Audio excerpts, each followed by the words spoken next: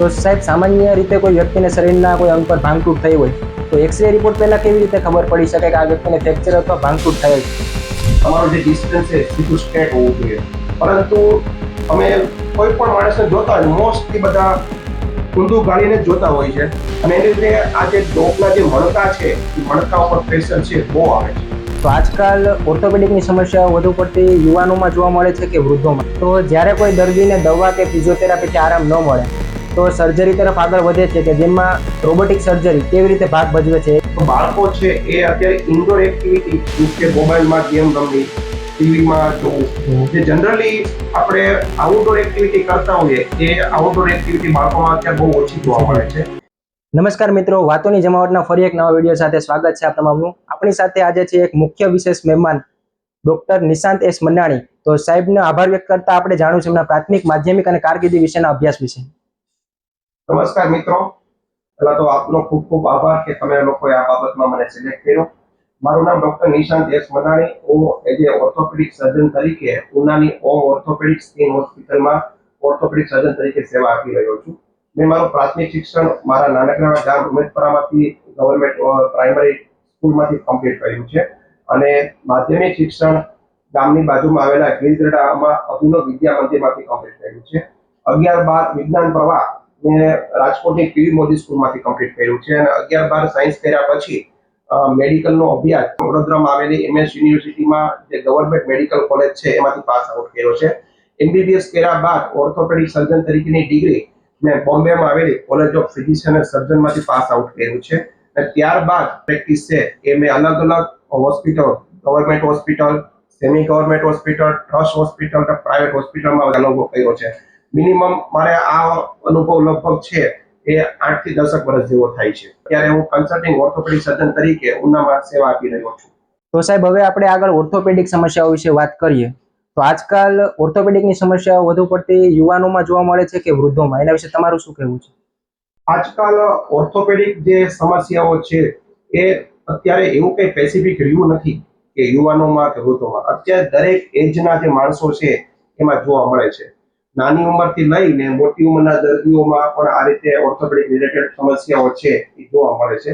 મોટી ઉંમરમાં છે હાડકાના ઘસારાને કારણે થતી સમસ્યાઓ, પ્લસ નાની ઉંમરમાં કુપોષણને કારણે, પ્લસ પૂરતું પોષણ ના હોય, પૌષ્ટિક આહાર ના મળ્યો હોય એની લીધે પૌષ્ટિક આહારના અભાવને કારણે હાડકા નબળા પડવા એની સમસ્યાઓ, અને યુવાનોમાં વધારે પડતું બળવાળું કામ અથવા ક્યારેક આંચકા રૂપી કંઈ પણ થયું હોય તો મસલનો દુખાવો થયો હોય એવા સમસ્યાઓ છે એવા જોવા મળ્યા છે. એનો અર્થ એવો થાય છે કે હવે કોઈ સ્પેસિફિક એવું રહ્યું નથી કે આમાં વધારે જોવા મળે છે અને આમાં ઓછું જોવા મળે છે. અત્યારે દરેકમાં ઓર્થોપેડિક રિલેટેડ સમસ્યાઓ છે અમારી રોજબરોજની પ્રેક્ટિસમાં બધામાં જોવા મળે છે. તો સાહેબ સામાન્ય રીતે કોઈ વ્યક્તિને શરીરના કોઈ અંગ પર ભાંગતૂટ થઈ હોય તો એક્સરે રિપોર્ટ પહેલા કેવી રીતે ખબર પડી શકે કે આ વ્યક્તિને ફ્રેક્ચર અથવા ભાંગતૂટ થયેલ છે? જ્યારે કોઈ પણ દર્દી છે એ ઓપીડીમાં બતાવવા આવે ત્યારે આપણને પ્રાથમિક હિસ્ટ્રી આપતું હોય છે. હિસ્ટ્રીમાં એવું છે કે સાહેબ હું બાઇક લઈને જતો હતો અને બાઇક સ્લીપ થવાને કારણે મને હવે હાથમાં દુખાવો થાય છે.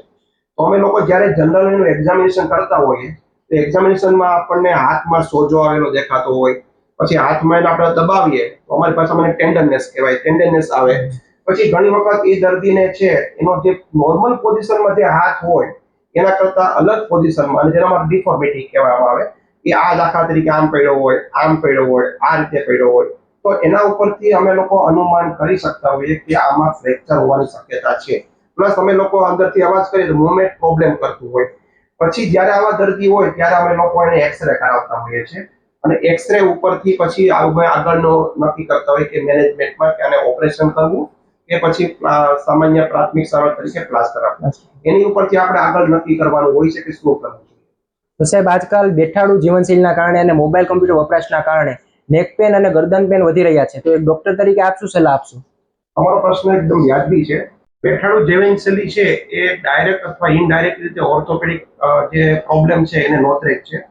દાખલા તરીકે આપણે જનરલી જે બેઠાડું જીવન જીવતા હોય એને સ્થૂળતાનો પ્રોબ્લેમ રહેતો હોય છે. સ્થૂળતાને કારણે પછી ભવિષ્યના સમયમાં ઘૂંટણના દુખાવા, પછી સ્થૂળતાને કારણે કમરના દુખાવા, સ્થૂળતાને કારણે બીજા રિલેટેડ ઓર્થોપેડિક ઘણા બધા જે સમસ્યા હોય એ ઉદ્ભવવાની શક્યતા રહેલી હોય છે. અત્યારે દિવસે ને દિવસે મોબાઈલનો વપરાશ છે એ બહુ વધતો જાય છે. અત્યારે હું તમને આ જે ફોટો બતાવું, મોબાઈલના વપરાશને કારણે અત્યારે નોર્મલી માણસો છે જે મોબાઈલ આપણે જનરલી આ રીતે જોવાનો થતો હોય છે, તમારું જે ડિસ્ટન્સ છે સીધું સ્ટ્રેટ હોવું જોઈએ, પરંતુ અમે કોઈ પણ માણસને જોતા હોય મોસ્ટલી બધા ઊંધું ગાળીને જ જોતા હોય છે, અને એની લીધે આ જે ડોકના જે મણકા છે એ મણકા ઉપર પ્રેશર છે બહુ આવે છે. સાહેબ, વિટામિન ડી અને કેલ્શિયમની ઉણપ આજકાલ બાળકોમાં સામાન્ય થઈ ગઈ છે, તો તેનાથી પડતા બાળકો પર પ્રભાવો ક્યાં ક્યાં છે અને તેના માટેના બાળકોના ઉપાયો ક્યાં ક્યાં છે, જેથી બાળકને પૂરતું પોષક તત્વ મળતું રહે? બહુ સરસ તમે યજ્ઞેશભાઈ પ્રશ્ન કર્યો છે. પહેલા તો આપણે એ જાણવું પડે કે વિટામિન ડી અને કેલ્શિયમ આપણને કેમાંથી મળે. તો વિટામિન ડી છે એ સૂર્યપ્રકાશમાંથી મળે છે, અને કેલ્શિયમ છે એ આપણને જે આપણા જે ખોરાક છે, દૂધ છે, કેળા છે, શાકભાજીમાં સરગવો છે, પછી ફિશ છે અને ઈંડામાંથી પણ આપણને પૂરતા પ્રમાણમાં કેલ્શિયમ મળી રહેતું હોય છે. હવે તમે મને પ્રશ્ન એ કર્યો છે કે સાહેબ એનાથી બાળકોમાં એની અસરને કારણે જે ક્યાં ક્યાં પ્રભાવ થયો, પણ પરંતુ સાહેબ એનો પ્રશ્ન એ જ તમને કહેવા માંગુ કે બાળકો અત્યારે છે એ સૂર્યપ્રકાશમાંથી વિટામિન ડી મળે છે, તો બાળકો છે એ અત્યારે ઇન્ડોર એક્ટિવિટી મીન્સ કે મોબાઈલમાં ગેમ રમવી, ટીવીમાં જોવું, જે જનરલી આપણે આઉટડોર એક્ટિવિટી કરતા હોઈએ એ આઉટડોર એક્ટિવિટી બાળકોમાં અત્યારે બહુ ઓછી જોવા મળે છે, અને ઇન્ડોર એક્ટિવિટી અત્યારે વધી રહી છે. ઇન્ડોર એક્ટિવિટીને કારણે સૂર્યપ્રકાશમાંથી જે સનલાઇટ આપણને મળતી હોય એ સનલાઇટ નથી મળતી, એટલે વિટામિન ડી છે એ હકીકતમાં શરીરમાં ઘટે છે. બીજી વાત તમે મને કરી કેલ્શિયમની, તો કેલ્શિયમ યુક્ત ખોરાક છે જે દૂધ છે, કેળા છે, મેં તમને સરગવાની સિંગ કીધી, જે બાળકો અત્યારે બહુ ઓછા પ્રમાણમાં લેતા હોય છે, અને એની જગ્યાએ માણસો છે એ ફૂડ્સ પેકેટ્સ અને જંક ફૂડ તરફ વળી રહ્યા છે. અને જંક ફૂડને કારણે આ જે પોષક તત્વો પૂરતા પ્રમાણમાં ન મળે એને લીધે કેલ્શિયમની જે કમી થતી હોય છે, પ્લસ તમને મેં કીધું ઇન્ડોર એક્ટિવિટી ઓછી થાય, તો ઇન્ડોર એક્ટિવિટી ઓછી થવાને કારણે વિટામિન ડી ન મળે, તો એને લીધે વિટામિન ડી ની કમીને કારણે પ્લસ કેલ્શિયમની કમીને કારણે હાડકા છે એ અત્યારે બાળકોમાં નબળા પડી રહ્યા છે. અત્યારે અમે લોકો જે રોજની પ્રેક્ટિસ કરતા હોઈએ છીએ, પ્રેક્ટિસમાં અમને અત્યારે ઘણા વાલીઓના દીકરા કે દીકરીઓને લઈને આવે કે સાહેબ મારો છોકરો છે ખાલી ખાટલેથી પડી ગયો અને અત્યારે બહુ દુખાવો રહ્યો થઈ છે. પછી અમે લોકો જ્યારે એનું ક્લિનિકલ એક્ઝામિનેશન કરીને એને એક્સરે પાડીએ તો એક્સરેમાં રીતસરનું ફ્રેક્ચર આવે છે, અને પછી આ બાબતમાં અમે લોકોની પછી ડિટેલમાં પૂછવામાં આવે કે ભાઈ તમે ખોરાકમાં શું આપો છો. હું આ રીતે વાત કરું કે ભાઈ તમે વિટામિન ડી ને કેલ્શિયમ યુક્ત આ રીતે તમે આપો છો, તો મોસ્ટલી મોટાભાગના દર્દીઓમાં અત્યારે દૂધ તો કોઈને ભાવતું જ નથી, બરોબર. એની જગ્યાએ દૂધની જગ્યાએ બીજું કઈ ઘણું બધું ખાવા આપો તો એ માણસો છોકરો લઈ ફૂડ્સ પેકેટ હાથમાં પડીકા મૂકેલા હોય, પડીકા ખાય. આ બધું હકીકતમાં જોવા જાય તો લાંબે ગાળે નુકસાન કરતું હોય છે. હવે આમાં આપણે તમે મને એમ કીધું કે આના ઉપાયો આપણે શું કરવા જોઈએ.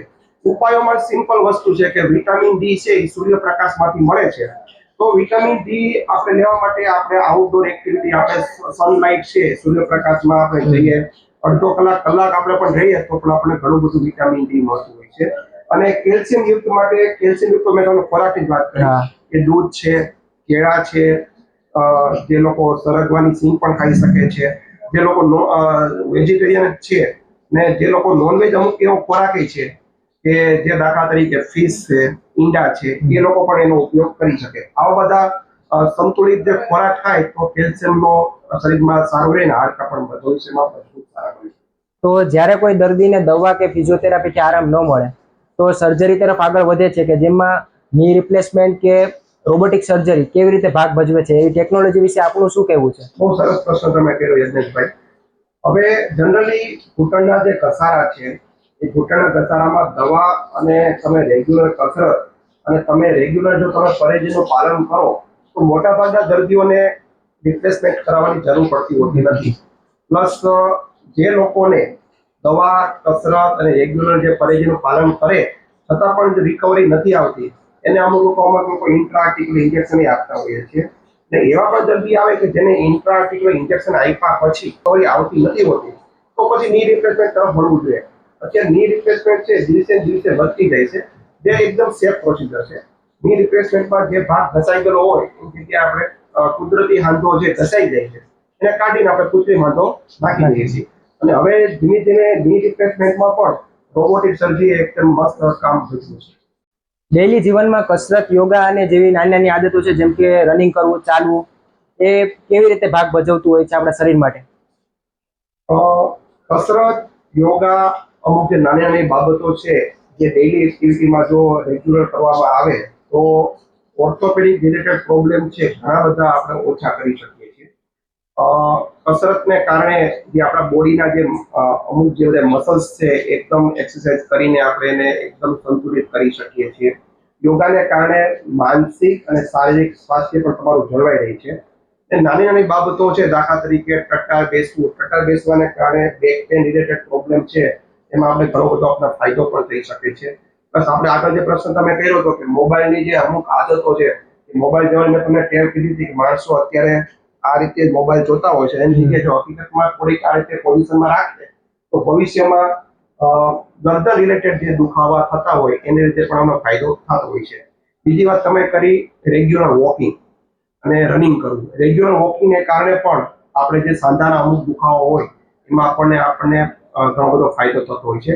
વોકિંગ છે ને એ આઈડિયલી જોવા જઈએ તો એક સંતુલિત અને તમામ પ્રકારની એક ફિક્સ કરેલી એક પ્રકારની કસરત છે કે જેમાં તમે હાલો તો તમારા ખંભાની પણ કસરત થાય છે. તમને થોડુંક વધારે પડતું કરો તો તમારા હૃદયને પણ અનુરૂપ એને કસરત મળી રહી છે. ફેફસાની કસરત મળે છે. તમારા પગના સાંધા, ગોઠણના હાંધા, રીતના હાંધા, એને બધા પ્રકારની કસરત એને મળે છે. પ્લસ તમે ખાધેલું છે એ પણ તમારું જે ડાયજેશન પાવર છે એ પણ સુધરે છે. એટલે કસરતમાં તમે જો રેગ્યુલર વોકિંગ કરો તો રેગ્યુલર વોકિંગને કારણે એટલો ઓર્થોપેડિક જ નહીં, બીજા ઘણા બધા છે એ તમને ફાયદાઓ થાય છે.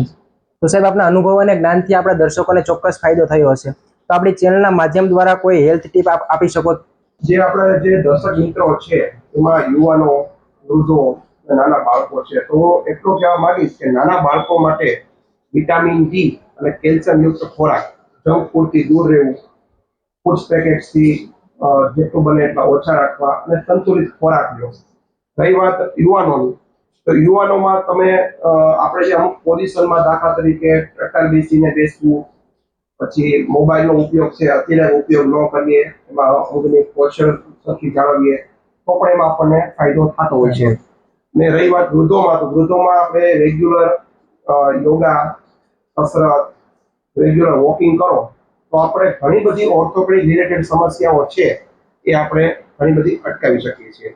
સંતુલિત આહાર, રેગ્યુલર કસરત ને રેગ્યુલર તમે ધ્યાન રાખો તો ઓર્થોપેડિક રિલેટેડ પ્રોબ્લેમ છે ઘણા બધા આપણે ઓછા કરી શકીએ છીએ. તો સાહેબ આપના અનુભવ અને જ્ઞાનથી આપણા દર્શક મિત્રોને ચોક્કસ ફાયદો થયો હશે. તો એ બદલ આપનો કિંમતી સમય ફાળવવા માટે ખૂબ ખૂબ આભાર આપનો.